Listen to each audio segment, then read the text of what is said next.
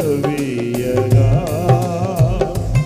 నా ఎడారి జీవితమే సుఖ సౌఖ్యము కాగా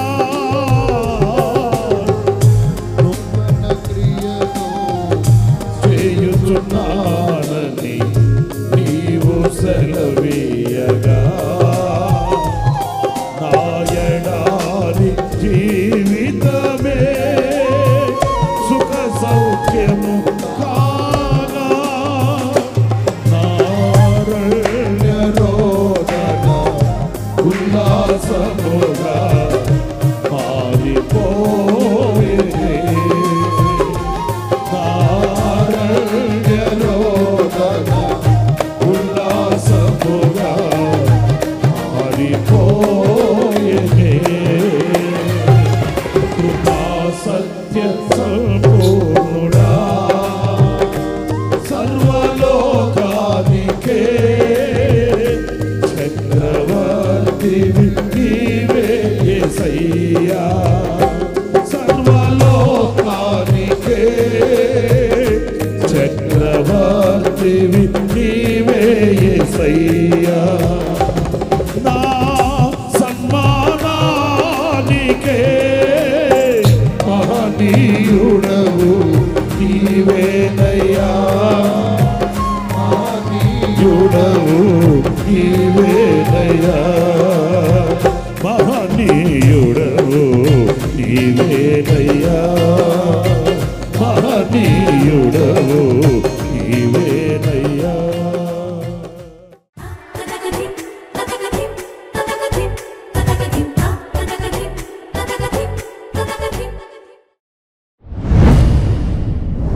ప్రైజ్ ది లార్డ్.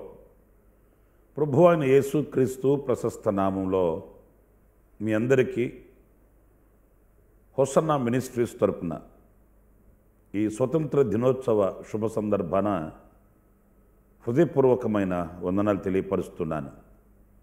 ప్రభు మిమ్మల్ని ఆశీర్వదించి దీవించునుగాక.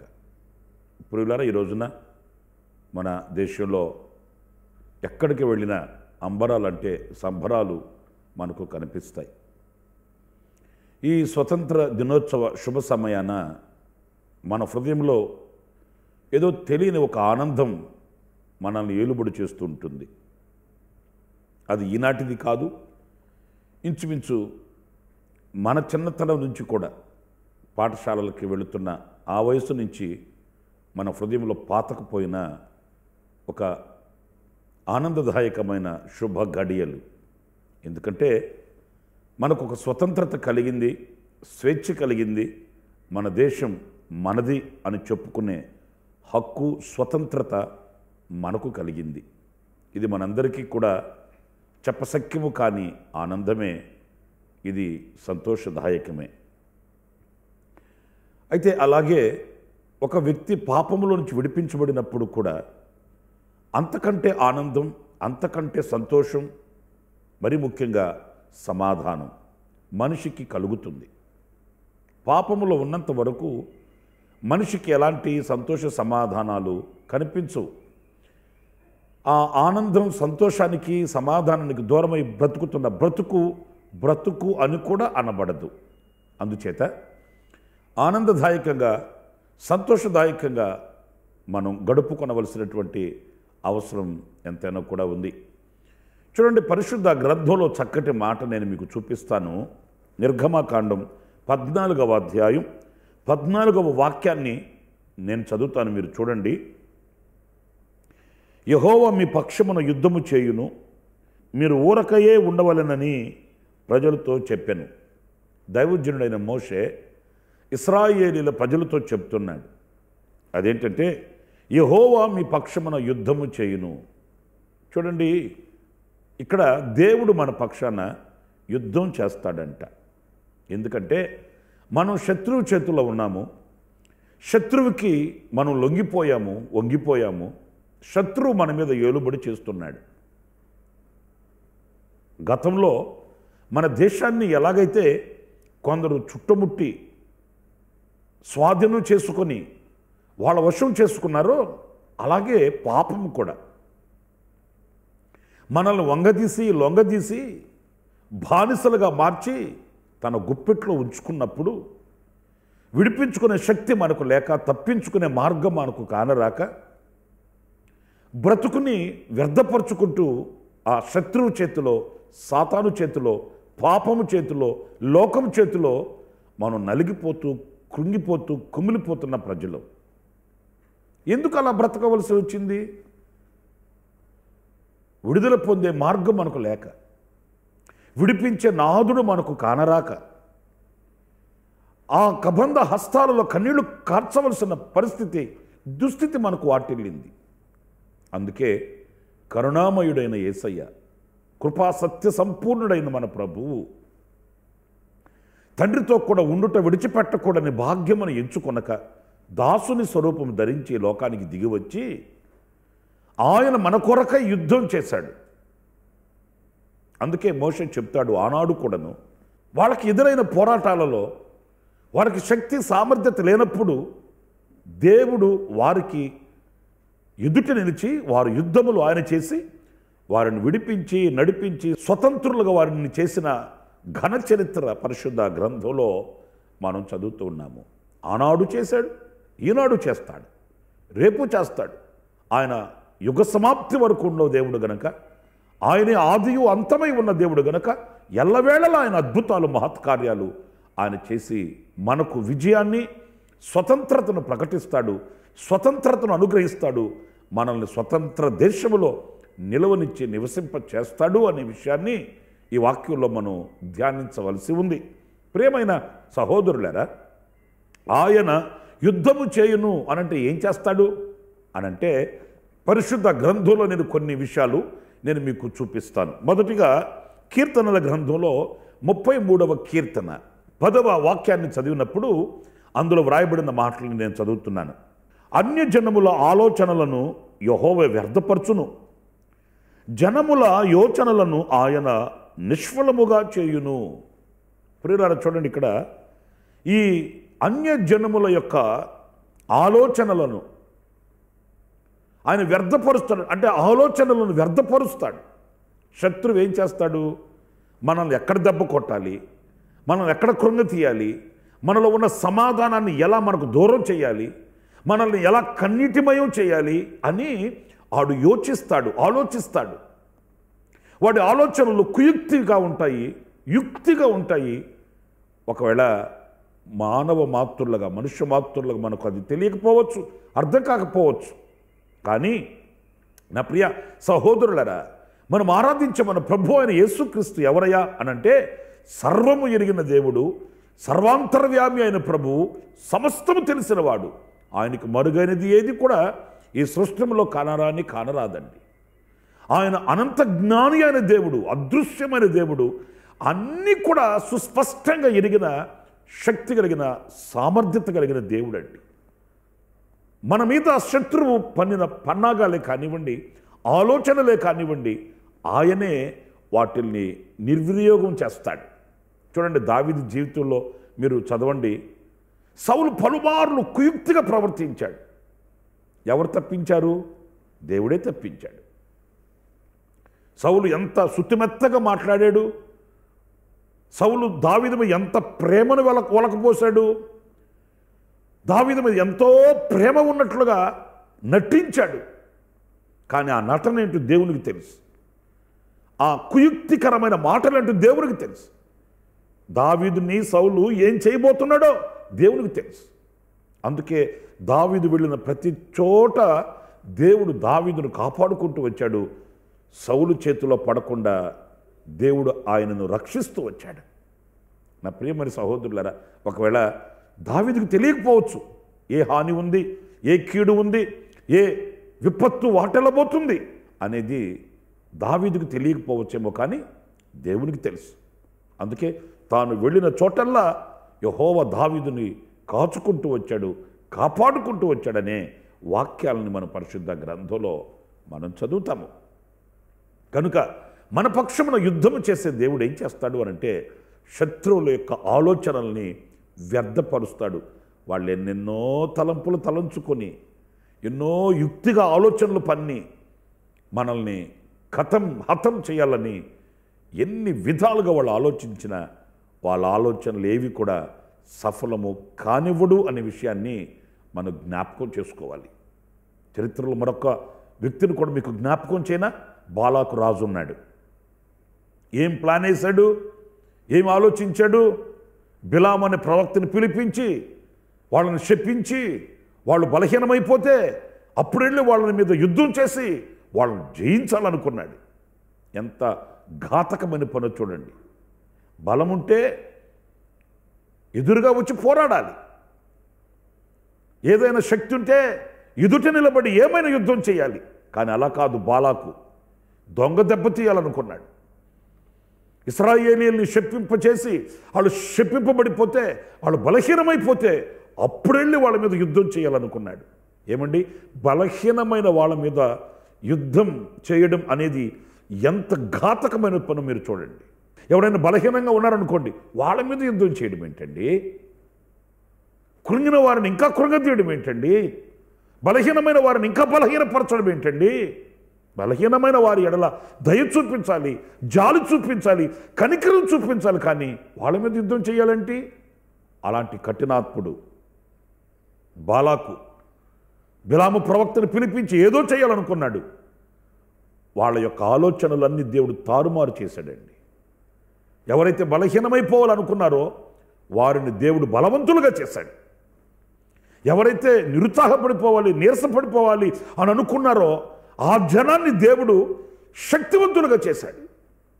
మనం ఆరాధించే దేవుని యొక్క మహత్యమే అలాంటిది.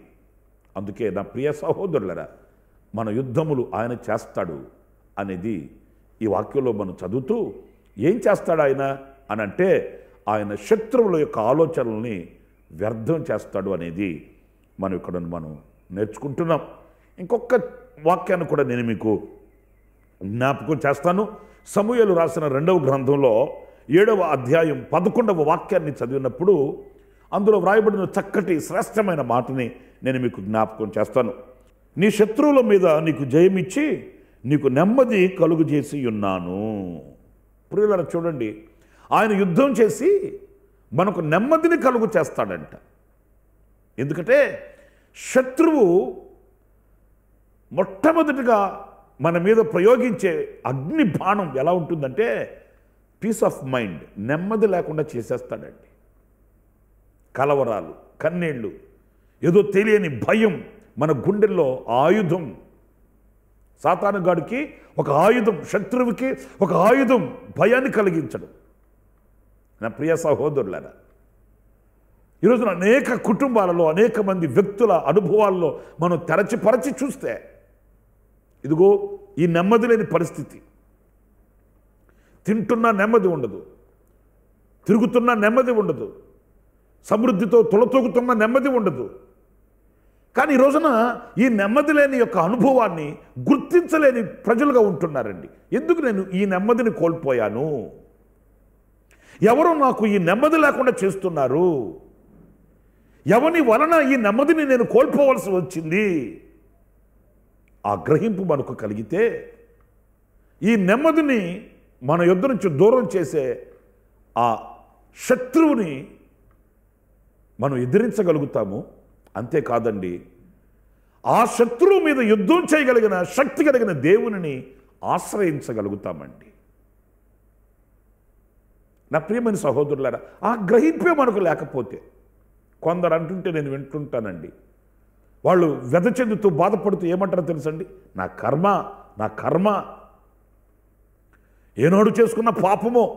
ఏనాడు చేసుకుంటాం పాపం? కర్మ ఏంటి? మన మీద దాడి చేస్తూ, మన మీద విజృంభిస్తూ, మనల్ని గుప్పిట్లో పెట్టుకుని వంగదీసి లొంగదీసి మనల్ని బానిసలుగా చేసి మనకు నెమ్మది లేకుండా చేస్తున్న ఆ పరిస్థితిని మనం గుర్తించి ఆ స్థితిలో నుంచి విడిపించగలిగిన, ఆ పరిస్థితులతో యుద్ధం చేయగలిగిన, ఆ శత్రువుని జయించగలిగిన దేవునిని మనం ఆశ్రయించలేకపోవడం మన అవివేకం కదా? మన బుద్ధిహీనత కాదా? మన జ్ఞానహీనత కాదా? నా ప్రియమైన సహోదరులారా, ఈ రోజున అదే దుఃఖంలో, అదే ఆవేదనలో, అదే కష్ట నష్టాలలో నలిగిపోతున్నారే కానీ విడిపించి దేవుని దగ్గరికి రాలేకపోతున్నారండి. తప్పించే దేవుని యుద్ధకు రాలేకపోతున్నారండి. ఆయన యుద్ధం చేసి మనకు స్వతంత్రతను, విడుదలను ప్రసాదించగలిగిన శక్తి కలిగిన దేవుని ఆశ్రయించలేకపోతున్నారండి. మతపు ముసుగు, కులపు కట్లు మనిషిని బంధించి వేశాయి. జీవితం నిత్య నాశనానికి వెళ్ళిపోతున్నా, జీవితం నిరర్ధకమవుతున్నా కులకట్లు, మతకట్లు మనిషిని బంధించి వేశాయి. కులము, మతము కాదు మనిషికి కావాల్సింది, దేవుడిచ్చిన విలువైన జీవితము యొక్క విలువ మనిషికి తెలియాలి. ఆనాడు విడిపించి నడిపించి స్వతంత్రతనివ్వగలిగిన దేవుని దగ్గరికి ధారాళంగా రాగలుగుతారు. నా ప్రియమైన సహోదరులారా, ఈ స్వతంత్ర దినోత్సవ పండుగ దినాన మనం ఎంత స్వతంత్రంగా ఉండగలుగుతున్నాము, ఎంత ఆనందంగా బ్రతకగలుగుతున్నాము, ఎంత నెమ్మదిగా జీవించగలుగుతున్నాము అనే ప్రశ్న మనందరికీ కలగాలి. స్వతంత్ర భారతదేశంలో నెమ్మది లేకుండా ఎందుకు బ్రతుకుతున్నాం మనం? స్వతంత్ర భారతదేశంలో ఎంతవరకు సంతోష సమాధానాలతో ఆహ్లాదకరంగా బ్రతకగలుగుతున్నాము? దీనికి కారణం, ఒకవేళ శత్రువు చేతుల్లో మనం ఉంటే, పాపం చేతుల్లో మనం ఉంటే, లోకం చేతుల్లో మనం ఉంటే, విడిపించగలిగిన దేవుడిని మనం చేరుకుంటే ఆయన యుద్ధం చేసి మనకు నెమ్మదిని ప్రసాదిస్తాడు. మన కుటుంబపు వ్యవస్థ నెమ్మదిగా ఉంటుంది. మన వ్యక్తిగత అనుభవం సమాధానంగా నెమ్మదిగా ఉంటుంది. ఓ ప్రశాంతమైన జీవితాన్ని మనం జీవించగలుగుతామనే విషయాన్ని మీరు మర్చిపోకూడదండి. మరొక విషయాన్ని నేను జ్ఞాపకం చేసి ముగిస్తాను. అదేంటంటే, మనం చాలాసార్లు చదువుకుంటున్న విషయం, కీర్తనల గ్రంథం 23వ కీర్తన 5వ చరణాన్ని మనం గమనించినప్పుడు అక్కడ, నా శత్రువుల ఎదుట నీవు నాకు భోజనము సిద్ధపరచుదువు, నూనెతో నా తల అంటి ఉన్నావు, నా గిన్నె నిండి పొర్లుచున్నది. చూసారండి, ఆయన యుద్ధం చేస్తే, ఆయన మన పక్షాన ఉంటే జరిగే 3వ కార్యం ఏంటి తెలుసండి? మన శత్రువుల ఎదుట మనకు భోజనం సిద్ధపరుస్తాడంట. భోజనము అనే చోట మనం గ్రహించవలసింది ఏంటంటే సమృద్ధి. ఎప్పుడు మనం కొదువ కలిగిన వారం కాకుండా, ఆకలి చావులు చావకుండా, ఏదో లేని వారమై ఎవరో దగ్గరికి వెళ్ళి చేతులు చాపకుండా, ఆయన మన శత్రువుల ఎదుట మనకు ఒక సమృద్ధిని కలిగించి, ఏ కొదువ లేని వ్యక్తులుగా మనల్ని, మన కుటుంబాల్ని, మన దేశాన్ని, మన రాష్ట్రాన్ని కూడాను ఆయన పోషించగలిగిన దేవుడు అనేది ఈ వాక్యంలో మనం గమనించాలి, గ్రహించాలి. చూడండి, ఆయన మనల్ని పోషించకపోతే మనం ఎలా పోషించబడతాము? ఆయన మనల్ని ఆశీర్వదించకపోతే ఆశీర్వదకరంగా ఎలా ఉండగలుగుతాము? ఆయన మనల్ని చేపట్టి నడిపించకపోతే ఎలా మనం అడుగు వేయగలుగుతాము? నిజమే, ఆయనే మన పోషకుడు, ఆయనే మన రక్షకుడు, ఆయనే మనకు వైద్యుడు కూడాను, ఆయనే మనకు భుజముల మీద మోసే తండ్రి కూడాను. ఆయన మన పక్షమై ఆయన యుద్ధం చేస్తాడు. మన జీవనాన్ని చల్లాచెదురు చేస్తున్న ప్రతి పరిస్థితిని ఆయన పారద్రోలుతాడు. ఆయన శత్రువు మనం చూసి అతిశయించకుండానట్లు, శత్రువు మన మీద విజృంభించకుండానట్లు, శత్రువు ఎదుట మనం నవ్వుల పాలు కాకూడనట్లు ఏ కొదువ లేకుండా ఆయన మనల్ని పోషిస్తాడు. నాకు అనేక కుటుంబాలు తెలుసండి. వాళ్ళను గురించి నేను విన్న విషయం ఏంటంటే, వాళ్ళకు వచ్చే రాబడి చాలా తక్కువ, వాళ్ళకున్న వసతులు చాలా తక్కువ, వాళ్ళకున్నటువంటి వ్యాపారాలు, ఉద్యోగాలు, చేతి పనులు చాలా అల్పమైనవి, స్వల్పమైనవి. కానీ ఆ కుటుంబం పోషించబడే విధానం చూసినప్పుడు ఆశ్చర్యం కలుగుతుందండి. లక్షల రూపాయలు తీసుకొచ్చుకుని ఖర్చు పెట్టుకునే వాళ్ళకి ఏదో ఒక కొదువ, కానీ కొంచెం సంపాదనలోనే ఆ ఇంట్లో ఉన్న వారందరూ ఆరోగ్యంగా ఉంటారు, ఆశీర్వదకరంగా ఉంటారు, ప్రశాంతంగా ఉంటారు. ఎలా పోషించబడుతున్నారండి మీరు అని అడిగితే వాళ్ళు చెప్పే మాట ఒకటే, అదేంటంటే ఆయన మా పక్షాన ఉన్నాడు, ఆయన మా కార్యములను సఫలం చేస్తున్నాడు. 10 రూపాయలు సంపాదించుకొచ్చుకున్నా ఆ 10 రూపాయలని మాకు ఆశీర్వాదకరంగా మారుస్తున్నాడు, మలుస్తున్నాడనే సాక్ష్యాన్ని మనం వినగలుగుతామండి. కోట్ల రూపాయలలో, లక్షల రూపాయలు, కోట్ల రూపాయలలో నెమ్మది, సంతోషం కాదండి. దేవుడిచ్చే ఆ సంతోష సమాధానాలు, ఆశీర్వాదకరమైన జీవితాలు ఎలా ఉంటాయంటే వింతగా ఉంటాయండి. చూసే వాళ్ళకి ఆశ్చర్యం కలిగించేటట్లు ఉంటాయి. ఆ సమృద్ధి అంటే తినే ఆహారంలో మాత్రమే కాదు, చేతిలో ఉన్న డబ్బు విషయంలోనే కాదండి. గుండె నిండా సమాధానం, శాంతి, కంటి నిండా నిద్ర, ఇంటి నిండా జనం, ఆ ప్రశాంతత, ఆ నెమ్మది, ఆ ఆహ్లాదకరమైన అనుభవాలు, ఇవన్నీ రుచి చూచిన వాళ్ళకి మాత్రమే అర్థమవుతాయండి. నా ప్రియమైన సహోదరులారా, శత్రువుల ఎదుట ఆయన మనకు భోజనం సిద్ధపరుస్తాడు అంటే అర్థం ఏంటంటే ఏ కొదువ లేకుండా, ఏ అక్కర అనేది మన ఎదుట నిలబడకుండా ఆయన యొక్క మహిమైశ్వర్యములో నుంచి మనకు తీరుస్తాడు. ఆయన వెన్నుతట్టి నడిపిస్తాడు. ఆయనే మనకు రాజై ఉంటాడు. ఆయనే మన పక్షాన యుద్ధం చేసి మనకు జయాన్ని ఇస్తాడు అనేది ఈ వాక్యంలో మనం గుర్తిస్తూ ఉన్నాం. నేను 3 విషయాలు మీతో చెప్తూ వచ్చానండి. ఆయన మన పక్షమై ఉండి యుద్ధం చేస్తాడు. చేస్తే ఆ శత్రువుల యొక్క ఆలోచనల్ని ఆయన చెల్లాచెదురు చేస్తాడు. రెండవది నెమ్మదిని ప్రసాదిస్తాడు.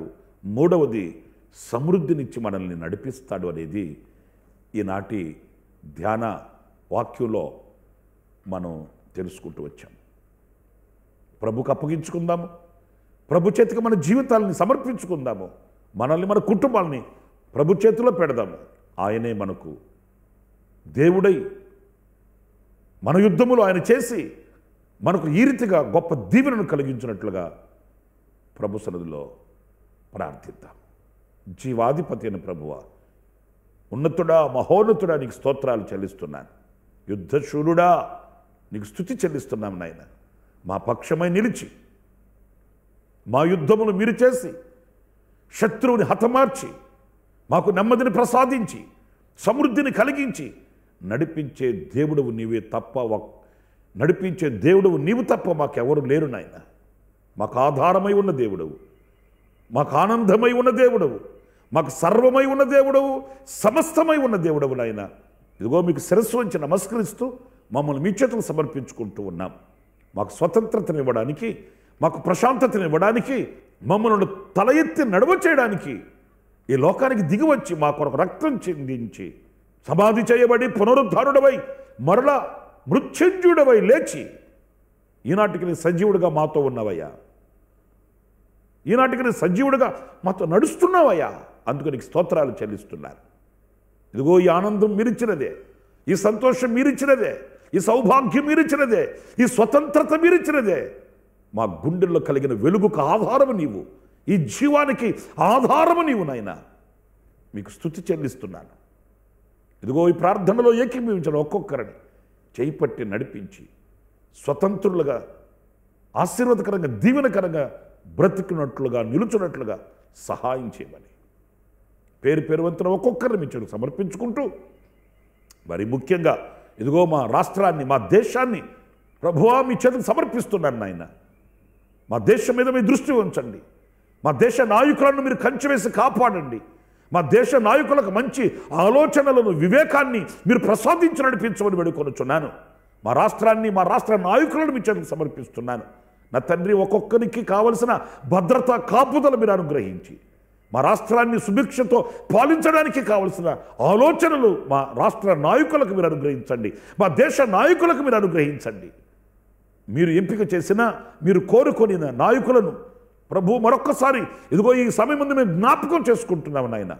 నాయకులను నా తండ్రి మీరు దీవించి ఆశీర్వదించి రాష్ట్రానికి, దేశానికి దీవెనకరంగా, ప్రయోజనకరంగా మీరు మలచే మార్చి మహిమ తెచ్చుకున్నామని వేడుకొనుచున్నాను. ఆ రీతిగానే మా రాష్ట్రంలో, మా దేశంలో ఉన్న సంఘాలని, సంఘ నాయకులను మీ చేతులకు సమర్పిస్తున్నాను. కాపరులు మీ చేతులకు సమర్పిస్తున్నాను. సంఘాల మీద, కాపరుల మీద, నాయకుల మీద మీ దృష్టి ఉంచి కంచె కాపుదల మీరు ప్రసాదించి ఈ స్వతంత్ర భారతదేశంలో మేమంతా ఐక్యతతో, సఖ్యతతో, సమాధానముతో, శాంతి భద్రతలు కలిగి, సహోదర ప్రేమ కలిగి మేమంతా బ్రతకడానికి మీరు చూపిన కృప కొరకు ఆయనకి స్తోత్రాలు చెల్లిస్తూ శిరస్సు వంచి నమస్కరిస్తూ ఇంకొను మమ్మల్ని నూతనమైన మార్గాలలో నడిపించి మహిమ, ఘనత, ప్రభావములు మీరు పొందుకోవడమని యేసు నామములో ప్రార్థన చేసి వేడుకొనుచున్నాను తండ్రి. ఆమేన్, ఆమేన్, ఆమేన్. ప్రభు మిమ్మల్ని ఆశీర్వదించి దీవించునుగాక. మరి ముఖ్యంగా స్వతంత్ర దినోత్సవ శుభాభివందనాలు నేను మీకు తెలియపరుస్తున్నాను. ప్రభు మిమ్మల్ని దీవించి ఈ దినమంత విశేషమైన కృపచేత నింపునుగాక. ఆమేన్, ఆమేన్, ఆమేన్. ప్రతి దినము ఈ అనుదిన కృపాను సందేశాల కొరకు, ఇంకా మరిన్ని ఆత్మ సంబంధమైన సందేశాల కొరకు ఈ మా యూట్యూబ్ ఛానల్ ని సబ్స్క్రైబ్ చేసుకోండి. Pastor Ramesh, hosanna ministries.